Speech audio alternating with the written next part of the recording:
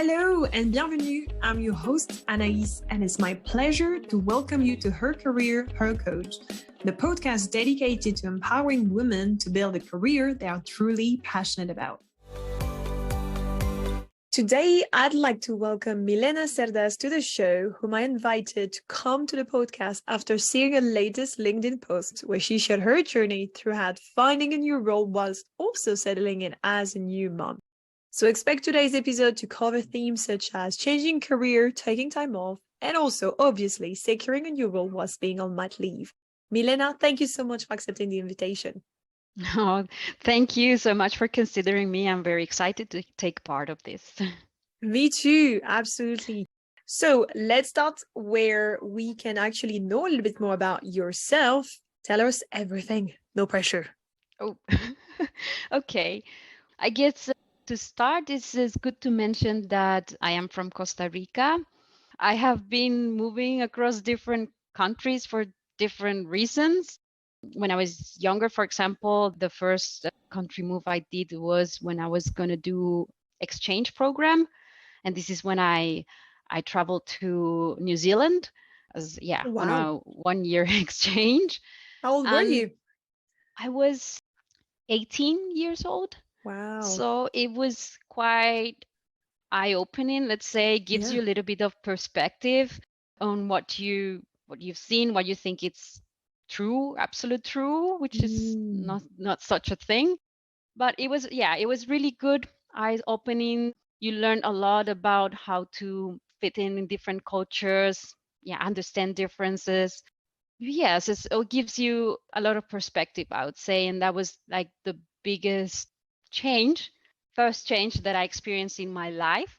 And right after that, I came back and I was decided that I was going to study some engineering. Somehow I thought like engineering was something interesting for female to do. And I did that, and it was a good experience as well. But when I was actually in the field, working in the field, I thought, well, actually, maybe this is not exactly my thing. And this is when I started to look at different options. I thought maybe I like the business side a little bit more, and started studying something around the business or the MBA. Started engaging with internal stakeholders to see what other possible areas I could consider. And that's how I then moved to the procurement side of things. So how long did you do in engineering before moving to the procurement side? I did about 7 years of engineering. I did some work in the manufacturing mainly. So it was process engineering, quality engineering, and quality management. And it was nice. There's some elements about it which are quite interesting because you understand the science of things, what's behind everyday things. So it's quite interesting. But then I guess the other side of it, which wasn't completely aligned with my personality or the way I am, I suppose, there's always things going wrong in a factory. Like you need to sort out, need to be available, like 24/7, fixing etc. problems and reacting to when things goes wrong and so on. Exactly. So that part with a person which is so structured as myself that likes to plan a lot and wasn't coming really well. So this is where I said, oh, maybe okay, it was nice. There are parts of it that I like, but as an everyday job, I might not be enjoying it that much because of this particular element. So even in already in those roles, I had to interact a lot with suppliers. And that part I kind of enjoyed. So the whole management of the suppliers, how can we improve these things together, all of that. At the same time, I was doing some studies on business. I was doing the MBA. So I could see what I was also interested in some parts of business together with this experience that I already had with supplier management. And this is where I started to consider procurement as an option. And I was very glad I was in a company at that moment that gave me the opportunity to do the change from having no experience at all, but they knew about skills I could have that could be transferable to a role in procurement. And they gave me the opportunity to start in procurement. So when I started, it was mostly number of categories. So it included marketing, professional services, facilities, and HR services as well. And then I started to specialize a little bit more on the HR services part of it. And that's what I've been doing the past, 8 years or so, focus on contingent workforce category management. Nice. So you're at the stage of your career where you've done a little bit, as in a year more of procurement versus engineering. Is that right? So it's a little bit more, yes, a little bit more now on procurement. Used to be like I was having more years in engineering. Now I'm at that point where, yes, now it's more the procurement side. So yeah, it's interesting. It's now fully made, that change, let's say. I hear Yeah. you. And what is it that you love the most about what you're doing?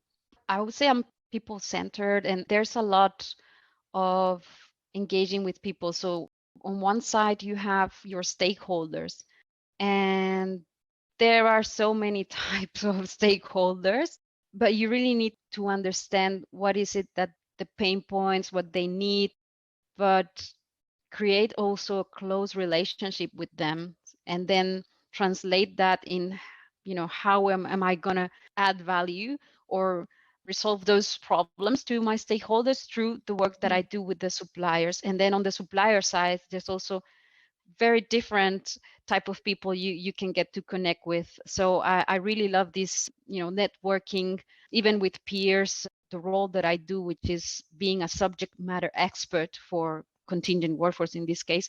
It's about knowledge. So you can learn from everyone, from your stakeholders, from other people, peers in the industry, and from suppliers. You learn a lot. So there's a lot about, yes, about dealing with people, networking, and sharing knowledge, which I think is great. It kind of combined everything I like. How I said, like in engineering, the part of knowing the science behind things. Well, here is about knowledge, again, on services and business processes that you're gonna sort out. And then the other element about people and networking. So I think it kind of brought together those things which I really like in a very nice way. Love that.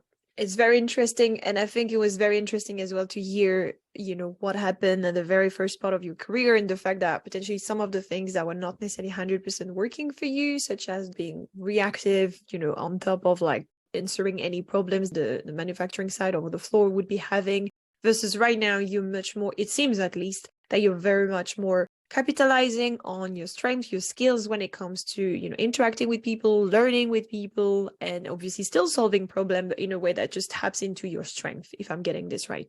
Yes, honestly, it takes a little bit of being brave to make such decisions, because for sure, like, it will slow down the career progression if you're thinking just in a vertical way, because you have to, move to a different field, learn about this new field, and develop the right skills. It will take you some time to, again, like, catch up with probably the level you were at on your previous role. But I think it's worth, for me, it was a really good investment. Yes, it might have delayed a little bit the career progression if I had stayed in the same field in the manufacturing area.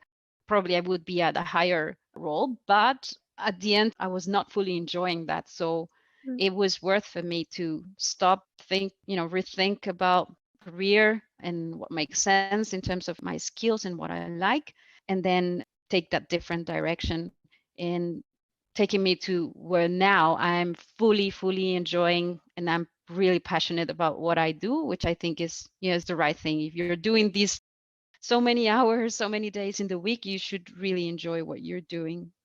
Well, I couldn't agree more. And I think it's actually, I mean, you obviously starting to talk a little bit more about some of the experience that you've had navigating this change. Definitely, we'll see if this is something that comes back up. I'm sure it might.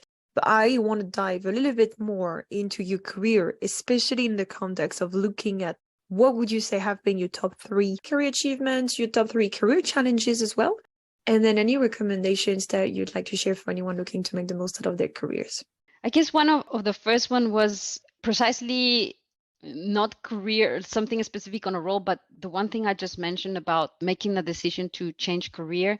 I think it's been great because it's really put me on a field where I can fully show and flourish, if anything. Mm. So making that decision to change, it's, as I said, it's not easy. And I think it's a great achievement because it put me in a place where I'm comfortable and I can really deliver value at the end for any company. So that was one of the things. And second one was when Before you I jump onto this one, sorry, I'd love to know yeah. more about this because you're right, it's absolutely critical and it just allows you to be exactly where you're meant to be. I know you obviously share that as part of the introduction where you've mentioned, it was not necessarily something easy, but you knew it has to be also something that has to be done to align with your strength. What happened to you back then? Like, what was the motivation? Because I'm sure some of the fears might have come into the way, like you were saying, the worriness of starting from scratch and so on. So what happened to you then to actually allow you to make that move?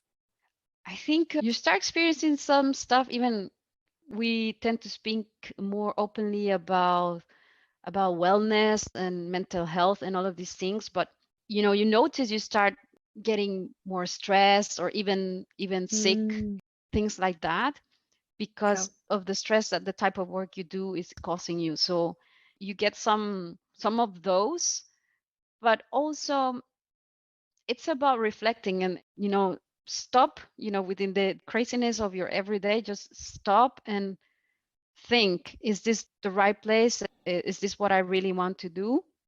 And all Mm, together with all of these other things I mentioned, it just made me sit there and being open to other things, because I mm, realize I'm not enjoying my everyday. I'm feeling unwell, I'm having these things, and it's probably because of the stress, things like that. So you can see how everything is linked, and essentially you have to change something. yeah, I hear you. Some people may have a clear idea of what they wanted. Honestly, for me, procurement wasn't on top of mind either. I knew Mhm, I wanted something more business related to people, but what exactly I wasn't sure. And initially I thought about marketing.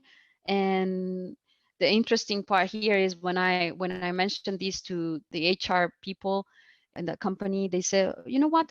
We don't have marketing right now, but we have procurement for marketing. How about considering that? And then I had to mhm, kind of understand whether that would make sense or not. But I gave it a go and ended up liking it. But it's not easy also when you're not clear about, okay, this is not the career I want, but what is it that I want? And you're not also clear on that. So you have to be flexible.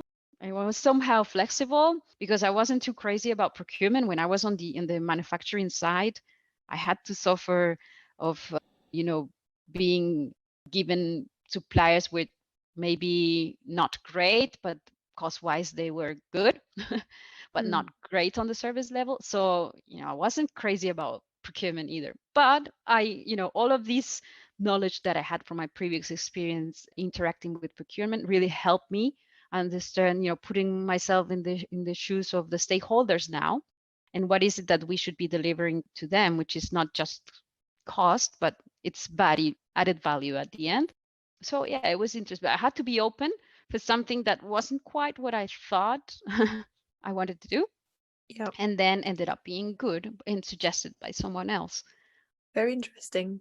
I love that. Thank you for sharing. And obviously, I know you were on a roll to share your other career achievements, so by all means, carry on. The next one was when I made the change to a global role. So when I started, and I mentioned this before, I'm from Costa Rica. So yes, the beginnings of my career started in Costa Rica. And then when I was part of a regional procurement team, then I was given the chance to go and join a global procurement.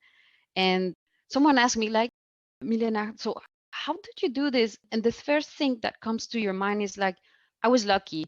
You think like maybe I was at the right place at the right moment, but you have to rethink these things again because, okay, yes, there is an element of being at the right place at the right moment, but you also have to give credit to what you've done, that, you've performed well, you've earned this, because I was given this chance after only being in the role new to that company for less than a year, which is not typical. So I think it was something I'm very proud, because in short time, I was able to show the value, that being given the chance to join the global procurement team, which essentially puts together the strategy and all of this. So yes, I think it's something, especially us women, we don't give us enough credit for what we do. And sometimes we think, we were lucky, and we should stop those kind of thinking, and give us more credit about these things. So it's something I had to also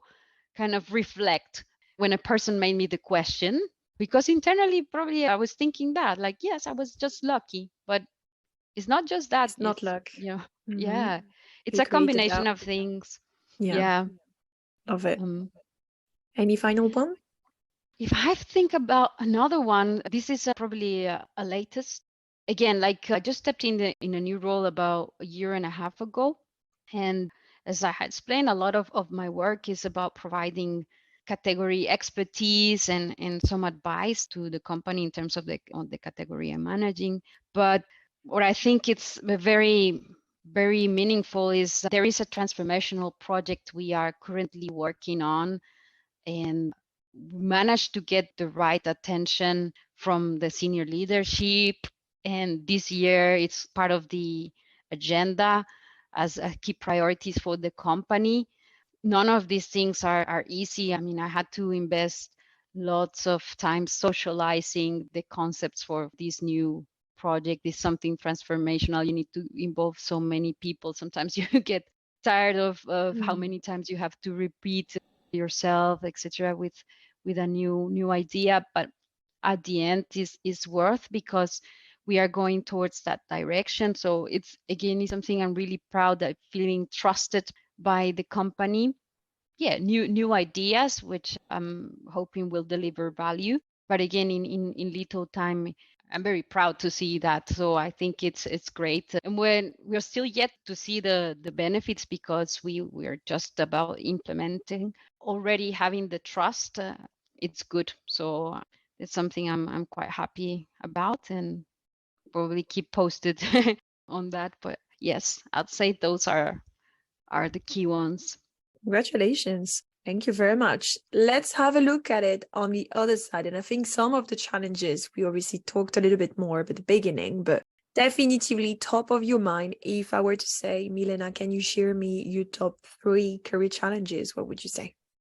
Well, one of the ones when I was beginning my career, again, because I started in engineering, and I said I started in a factory.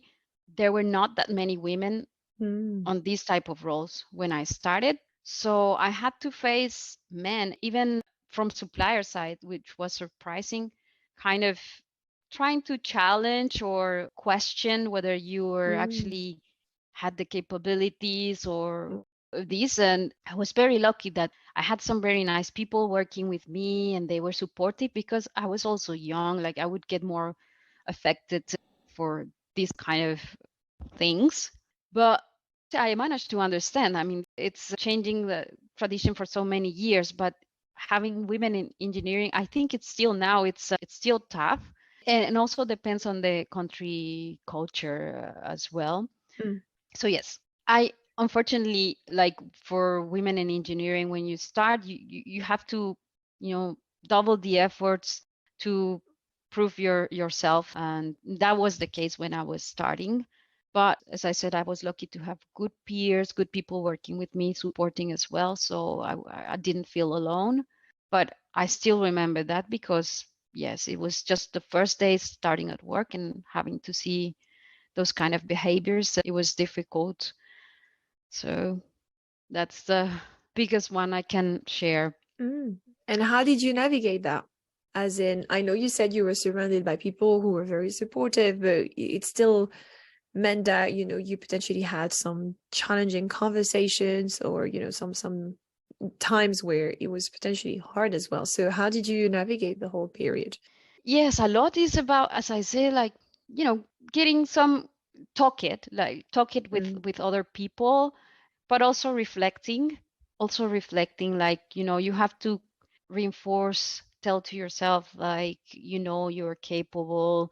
You shouldn't be doubting capabilities on this. This is just a person, which is maybe antiquate or something. But a lot of reflecting, and I mean, not always I would keep it all together, but yeah, it's something you learn as well. Like as you start facing these things, you start learning how to deal. But reflecting, sharing with other people, like as long as you don't keep it just to yourself, and make sure you discuss about it and get others' opinions, I think it's fine. And this is exactly what we're doing right now, right? We're talking about these things, you're sharing your journey. So yeah, anyone who feels like they've been going through sort of similar challenges, hopefully you do have the right people who surround you. If you don't, make sure that you do. And obviously keep reflecting, keep talking about these things, because hopefully the more we talk about that, the less okay those behaviors are going to still be around. Yes, indeed, indeed. So another challenge is also in line with that one. Unfortunately, a lot of that was when I was on the manufacturing side, because of all of these things, that women not being in that space for too long.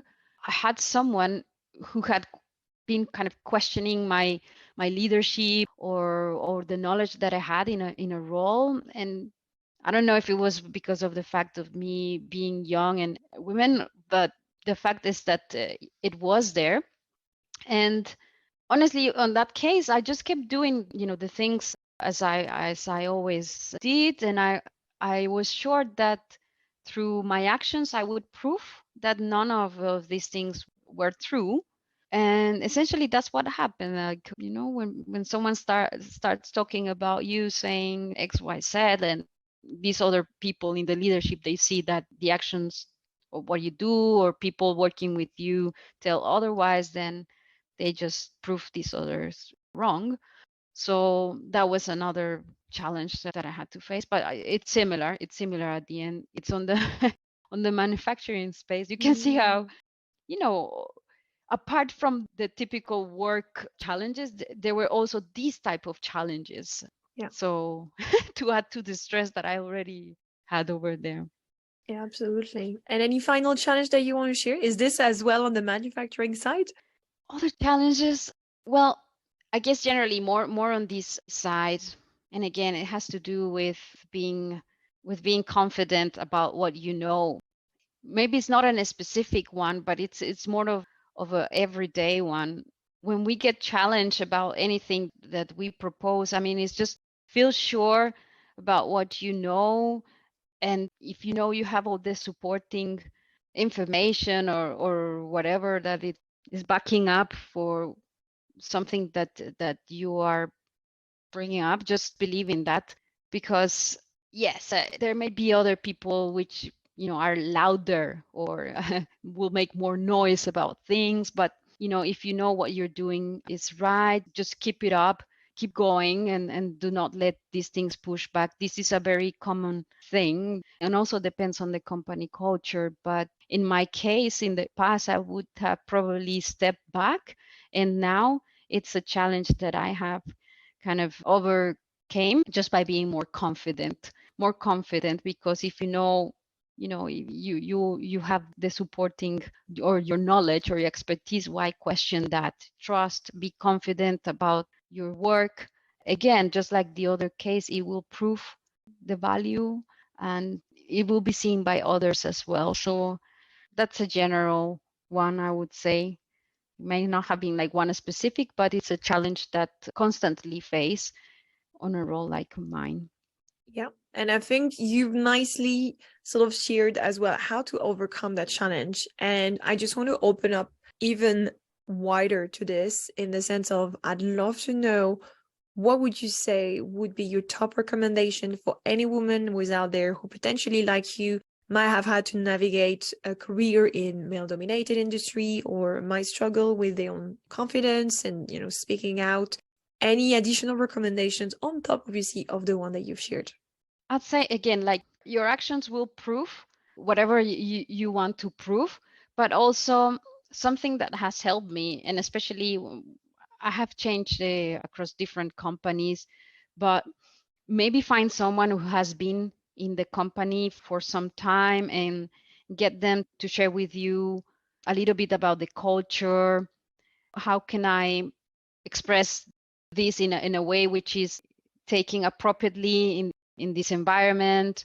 So having these people you can trust that can give you advice, especially when you're new to a company, and really not giving so much importance to whatever others are thinking about you. If you know what you're doing is right, that you shouldn't be worrying about what others think so much, and just focus, keep doing it, keeping it up. But yes, getting advice from people that are already there, that are respected, maybe that you kind of admire or feel inspired by, and getting the advice as well. Yeah, and for male dominant companies, well, it's their loss if they have that type of thinking. We shouldn't be worrying much about that. So I can tell that now, but obviously when I was starting very young in the career, it was difficult for me. But it's their loss if they have that kind of thinking. But yes, focus on your thing, keep strengthening that, and then connect with the right people that will inspire you or support you to keep going.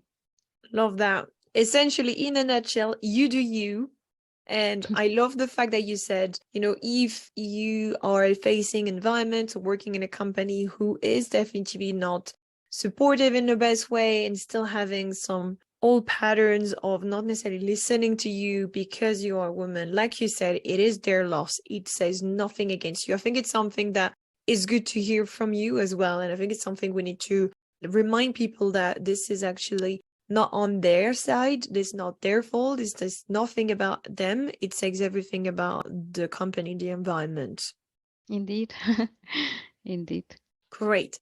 Any final thoughts or things that you'd like to share? You've mentioned at the beginning when it comes to your move from, Costa Rica to New Zealand, this has really opened you when it comes to seeing things from a different perspective and so on. We haven't necessarily touched base again on that. So any particular takeaways that you want to share when it comes to taking your career internationally as well?